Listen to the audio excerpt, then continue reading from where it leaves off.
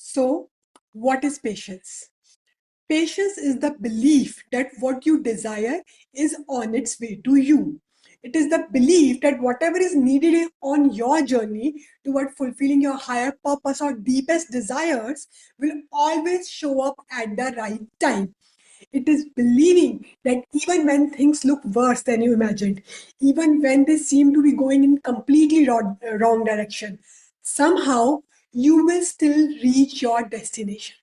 So, patience is continuing to do what needs to be done, knowing that when the time comes, it may not look exactly as you expected, but it will be what you truly needed and deeply desired.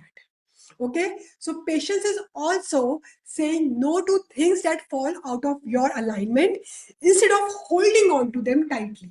Okay, patience is when you see people around you growing and succeeding, but you are still in the process of succeeding or tasting success. Okay, and patience is also when you do not see a single ray of hope, yet you keep doing what is required, trusting that life will unfold with ease. Okay, so if you have been doing everything you can and it's taking time, do not panic. Trust the timing. Believe that what you are working for will come to you either in the way you expected or in even better way.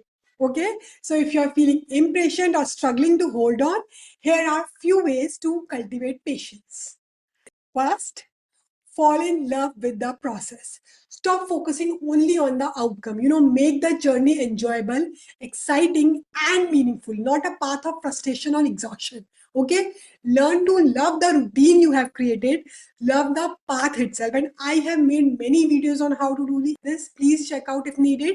Second, focus on micro wins. When the goal feels big and far away, frustration builds. So, create those daily and weekly milestones and celebrate those small wins. Okay, momentum builds our emotional stamina. Third, build trust in yourself. Most impatience comes from our fear. What if I fail? What if I'm behind? Okay, so instead of rushing results, now focus on becoming the person who can handle what you're desiring for.